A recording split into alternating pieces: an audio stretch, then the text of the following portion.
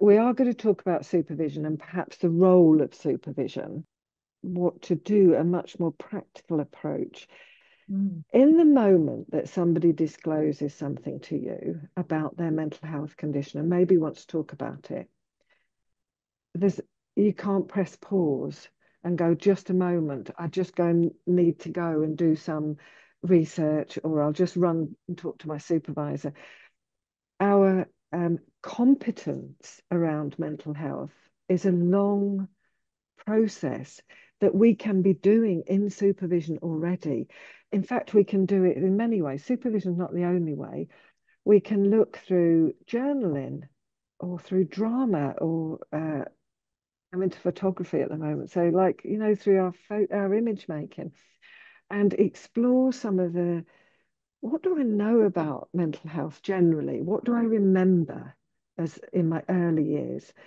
Who in my family might have been affected, and how did that sit with everybody? What are the messages I remember, and what did I pick up? Or it might not be a family, it might be on the TV.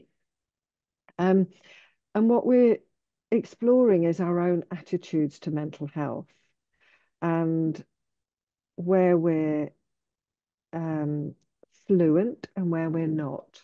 So that Mm. should that disclosure arrive, we can just take a pause and decide how to respond. And the one of the, like, my real warning signs is we have to stay in contract. Speaking to your, activating the rescuer in us, even if we can work therapeutically with someone around a mental health issue, perhaps that is our training. That doesn't mean it's in contract. We have to stay in contract. And staying in contract might not mean, oh, I'm really sorry we can't go there. Because you've been chosen as the person to tell.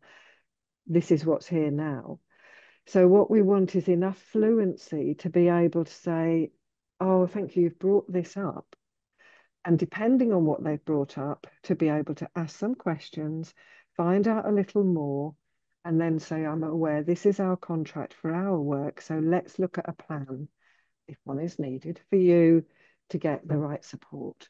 So stay in contract, increase your competence around mental health. There's many, many introductory courses and things that you can go on. Lots of resources on the AC website as well. They've been creating those over months. And the other thing is confidence. It's the confidence to be able to say, I'm going to be okay here, to myself or somebody, to be able to say, I will be okay, to be able to say to someone, oh, I just want to acknowledge that you've said that to me. Let me just take a pause. It's okay if we fumble and we don't know the words, because all we need to say is, I'm probably going to fumble about this, but I do want to ask you a little more before we go ahead. And then you've like laid the context out.